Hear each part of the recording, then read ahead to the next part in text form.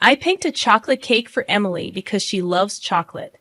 I asked her, "You like chocolate, don't you, Mom?"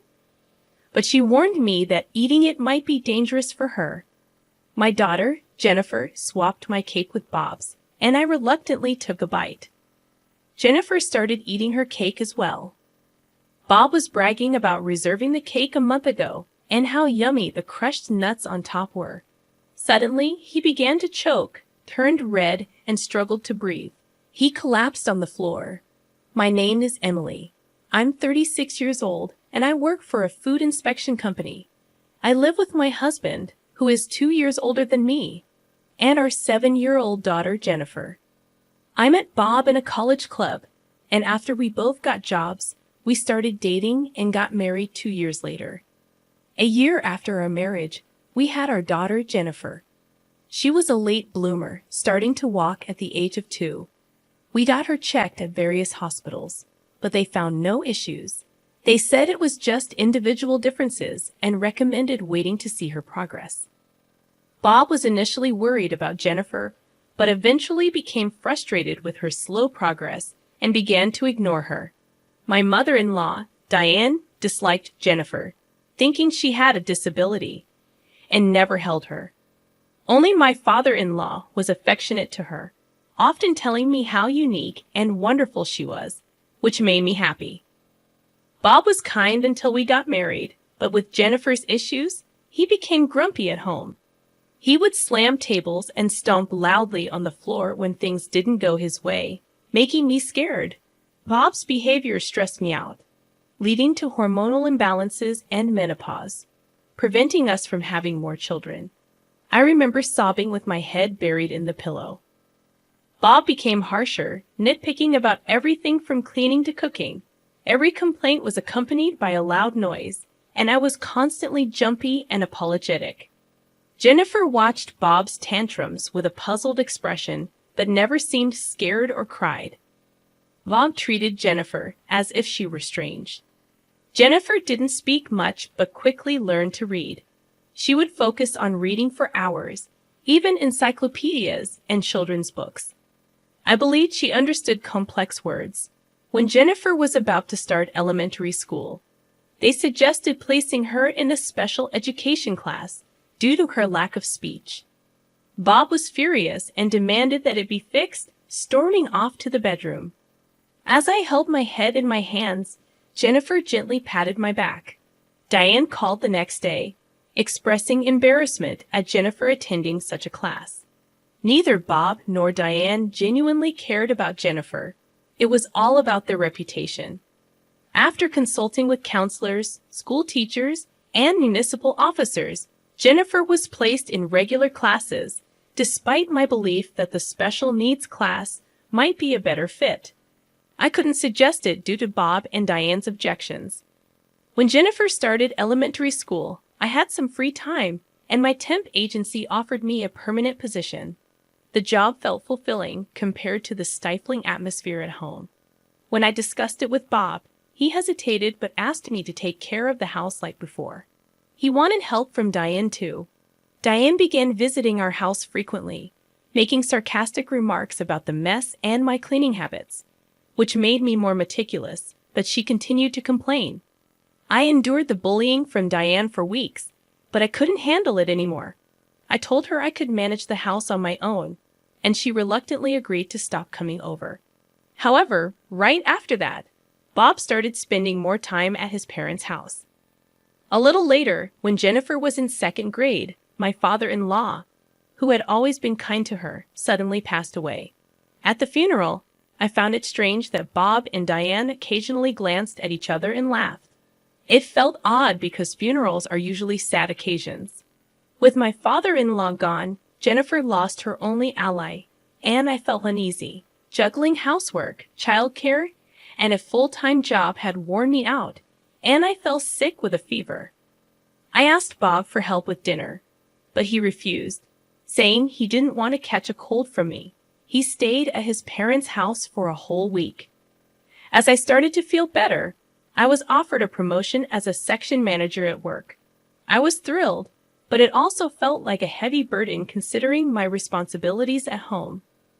When I talked to Bob about it, he insisted I continue with the household duties and belittled my abilities. The next day, Diane came over to the house and complained about its state, saying it was messy because I didn't put effort into housework. She inspected everything and made me redo tasks like wiping windows and folding laundry. Every time Diane nagged, Jennifer started talking to her. She asked Diane about happiness hormones and explained complex medical concepts, leaving Diane confused and exhausted. On my birthday, Bob returned from a business trip with a cake, the first time he'd ever bought something for me since we got married. He thanked me and said, "Thanks for everything. I love you." I was stunned, wondering what had gotten into him this time. "I'll put this cake in the fridge and we can have it later," Bob said in a sugary sweet way that made me uncomfortable. Jennifer, seeming unhappy about something, took a bottle of water from the fridge, glanced at the cake, and went to her room. So Bob and I decided to eat dinner without her. During the meal, Bob gave me awkward compliments and said he'd help with housework from now on. Although I felt uneasy, I nodded to avoid upsetting him. After dinner, as I was cleaning up, Bob took the cake from the fridge and told me not to worry about it. He served the cake and brought it to the table, which I found a bit creepy. Bob got me a chocolate cake, knowing it was Emily's favorite because I liked chocolate. Feeling uncomfortable being alone with him, I decided to fetch Jennifer and went to her room. She was on my old computer, looking for something urgently. She warned me not to eat the cake, saying, "Trust me, Mom, don't eat it right now." Her desperation convinced me to trust her. Jennifer led me back to the dining room, but when I said we didn't have forks, Bob cheerfully went to get them. That's when Jennifer urgently whispered to me that I'd die if I ate the cake. She quickly switched our slices of cake, and Bob came back with forks, proudly talking about reserving the cake a month in advance and how good it was. Suddenly, Bob started choking, turned red, foamed at the mouth, and collapsed to the floor. It seemed like an allergic reaction. Both Bob and I had buckwheat allergies, but there shouldn't have been any buckwheat in the cake we were eating. Jennifer calmly told me to call 911 and handed me her phone. I followed her instructions and also hit Bob on the back as she told me to do.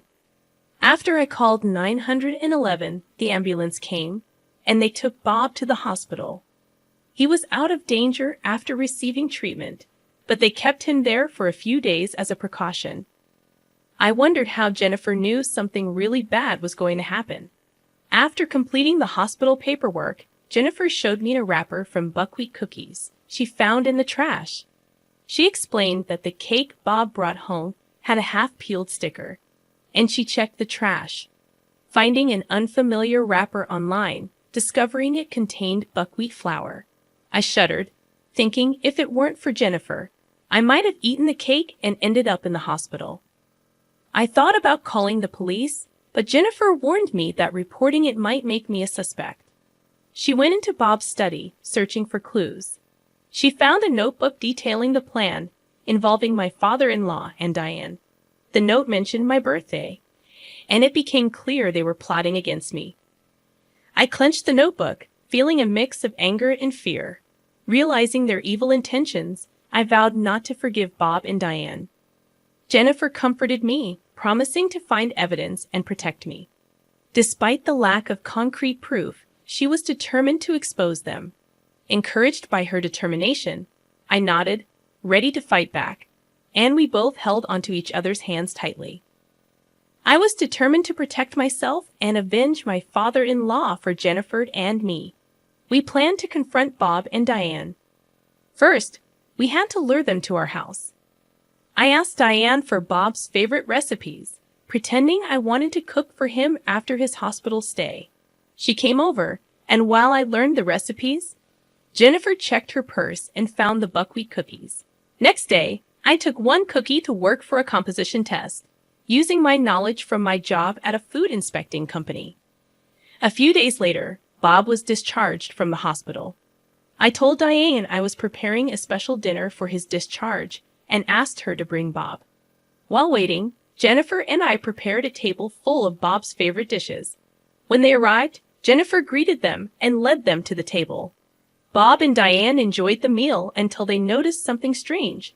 They found seasoning on the table that matched the one mixed with the buckwheat cookies. They stopped eating, puzzled. I teased them about the seasoning, claiming my father-in-law had told me about it. I asked Jennifer to sprinkle it on their food, but they freaked out, saying it was unknown stuff. I calmly revealed that the seasoning was the same ingredient used in the cake and buckwheat cookies. I showed them documents proving the match and Bob's notebook detailing their sinister plan. They denied it at first, but when confronted with evidence, they confessed. Bob said my father-in-law was in their way, disapproving of their close relationship. To get rid of him, they mixed the cookies into the seasoning, causing his death. Their justifications were selfish, revealing their cruel intentions. I couldn't believe it when Bob and Diane admitted to trying the same dangerous plan on me as they did with my father-in-law. They said I was in their way because I also had a buckwheat allergy. I told them I was going to call the police and submit the evidence. Suddenly, Bob stood up, grabbed the copied notebook, crumpled it, and swallowed it. Diane, Jennifer, and I watched in shock. But Jennifer calmly revealed that it was just a copy, and the real notebook was elsewhere. She had secretly recorded their conversation from the start using a hidden voice recorder under the table. Bob realized their plan had failed, and Diane was furious. Jennifer and I were determined to protect me and bring them to justice. I started calling the police, and both Bob and Diane begged for forgiveness. Jennifer then explained how their plan had many mistakes and wouldn't have worked because Bob was too close to his mother. I covered Jennifer's mouth, and she agreed not to get involved with people like them anymore. When the police arrived, Bob and Diane cried and screamed, making it hard for the officers. The evidence, including the copied notes, the voice recording, and Bob's purchase history of buckwheat cookies, led to their conviction, including the matter with my father-in-law. After their arrest, I divorced Bob, and they lost their homes and income. I set up a memorial for my father-in-law. Jennifer also revealed an IQ test result, showing she had an IQ of 135, which is considered gifted. She transferred to a school for gifted children, where she felt comfortable studying what interested her. Living with Jennifer was joyful and fulfilling. People said I looked younger, my menstrual cycle returned, and I felt happier. Jennifer hugged me often, saying it released oxytocin, the happy hormone. I didn't know where oxytocin came from, but it made us both happy. We decided to live together, keeping our smiles bright.